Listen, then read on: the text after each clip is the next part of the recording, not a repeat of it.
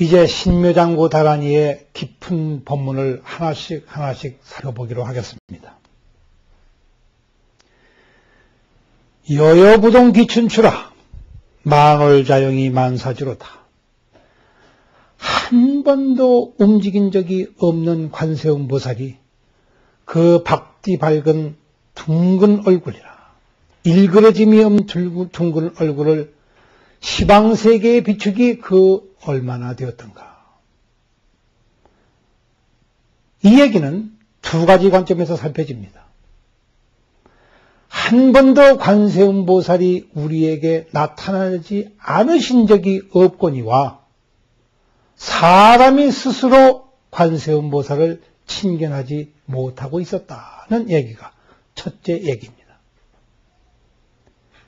내가 관세음보살을 불렀기 때문에 관세음보살 나타나신 것이 아니라 본래 관세음보살은 둥근 얼굴로 일그러지지 않는 얼굴로 텅 비었으되 아주 박디 밝은 빛으로 항상 우리의 등 뒤에 우리의 마음속에 그리고 우리 눈앞에 역연하게 이와 같이 있었거늘 우리 스스로가 그를 보지 못하였다는 것이 첫째이며, 두 번째에는 이제 지금껏 방황하고 헤매이면서 가지가지 오용나게 뒤덮여서 스스로 보지 못하고 스스로 눈이 멀었으며 스스로 착각하고 스스로 잘못 알아서 그것으로 말미암아 가지가지 죄업과 지옥고를 당하다가 문득 한 번 선지식의 법문을 들으며 지금까지 살아온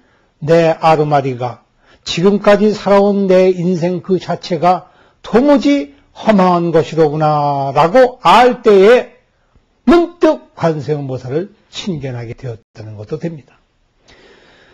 문득 관세음보살을 찾아뵙는 그 순간은 이제라고 합니다. 어저께 봤어도 이제이며 내일 봐도 이제입니다. 이 순간은 어느 시간으로 측정할 수가 없기 때문에 그렇습니다. 10년 전에 느꼈던 그것이 지금도 아주 똑같습니다. 지금에도 잊어버리지 않고 있는 사실입니다.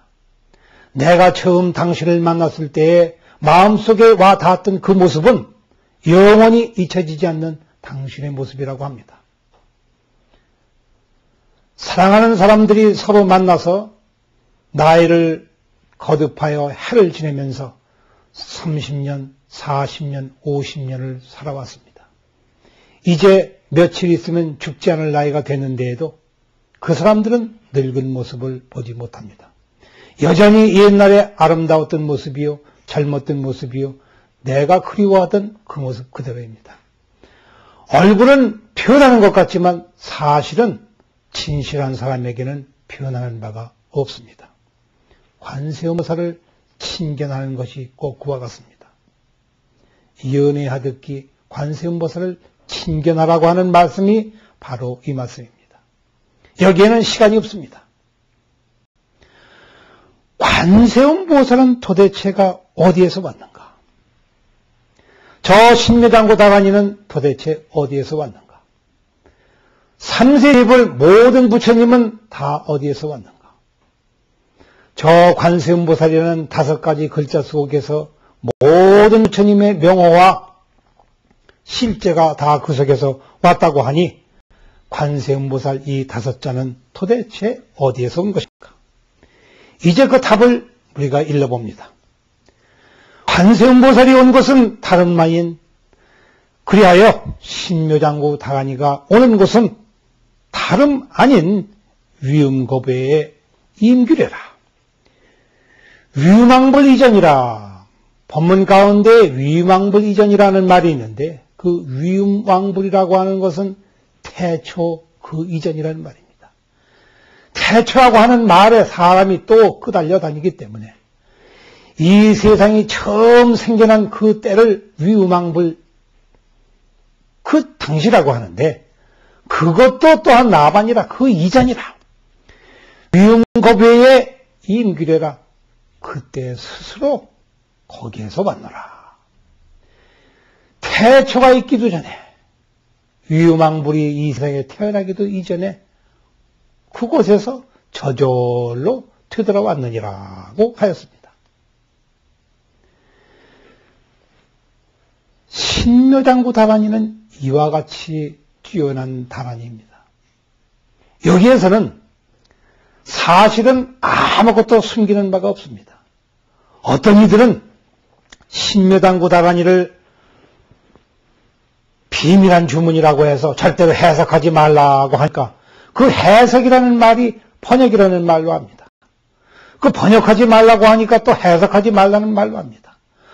이 바뀌고 저리 뒤바뀌어서 머리가 혼란합니다. 왜냐하면 그 진정한 뜻을 모르기 때문에 이 말을 구태여 번역하려고 합니다. 도대체 나무라 다나다라 야야가 무슨 말인가? 왜 이것을 번역하지 말라고 했을까? 이건 정말로 아주 귀신의 소리인가? 어떤 신비로운 소리여서 번역하게 되면 큰일 나는가? 그렇다면 이것이 범어 글자에서 왔다고 하는데 그러면 범어에 저 인도에서 옛날 범어를 쓰던 사람들은 도대체 비밀 주문이 없다는 말인가?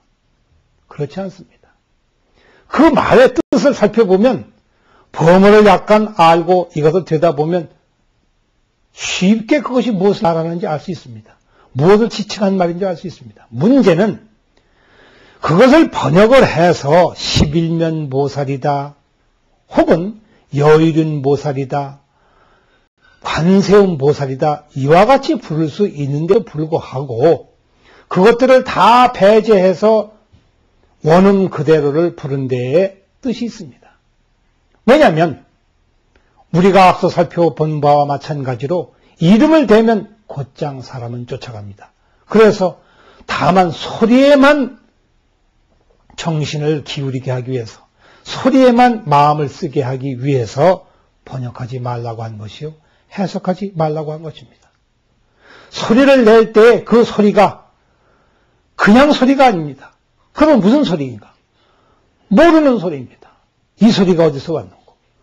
소리만 들을 때에는 관세음보살만 우리가 살필 때 관세음보살이라는 5글자만 생각할 때에는 관자는 무엇이며 세자는 무엇이며 음자는 무엇이며 보살이라는 말은 무엇인가라고 의심을 합니다. 그러나 나모라 다나다라 야야 하게 되면 여기에는 그렇게 따져야 할 나도 없고 뭐도 없고 라도 없습니다. 다나다라야 다가 무엇이며 나가 무엇이냐 물을 수가 없습니다.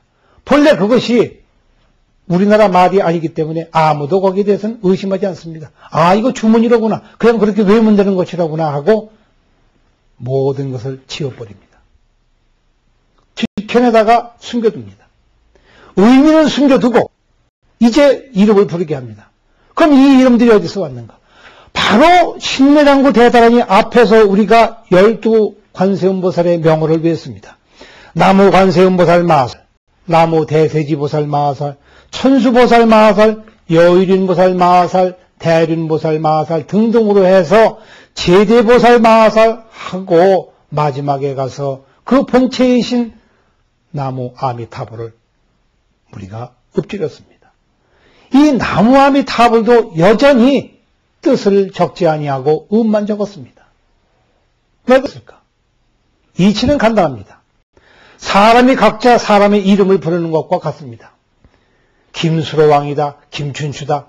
처음에는 봄춘자에 가을추자인 줄 알았더니 나중에 알고 보니 소리로 춘추밖에 들리지 않습니다. 광개토왕이라. 처음에는 빛광자 쓰고 토자 쓰고 이렇게 해서 글자를 쫓아가다가 나중에 입에 물어놓을까 스스로 그걸 다 외우고 알게 되면 그 다음에는 발음만 떠돌아다닙니다. 소리만 떠돌아다닙니다. 관세음보살은 그래서 소리의 보살입니다. 한마디 한마디 사람이 말을 해서 읊조리는 그 소리가 관세음보살의 정체인 것입니다. 이 소리를 떠나선 아무것도 없습니다. 그래서 개성에도 이와 같은 법문이 있습니다. 관음보살 무설설이다. 관세음보살은 한마디도 설한 적이 없노라. 이걸 모르는 사람은 흔히 번역을 할 때 설하는 바 없이 설한다. 무설설이라고 하니까 설자가 2번 있다고 해서 설하는 바가 없이 설한다고 합니다마는 이것은 조잡한 번역에 불과합니다. 그와 같이 하게 되면 관세음보살의 정치를 이해할 수가 없습니다.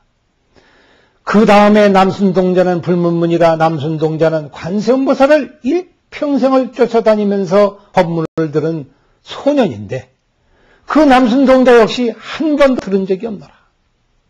도대체가 들은 적이 없노라. 설한 적도 없는 관세음보살이요 들은 적도 없는 남순동자라고 하니 이것이 무엇인가? 바로 신묘장구 다라니에 그 비밀이 다 들어있습니다.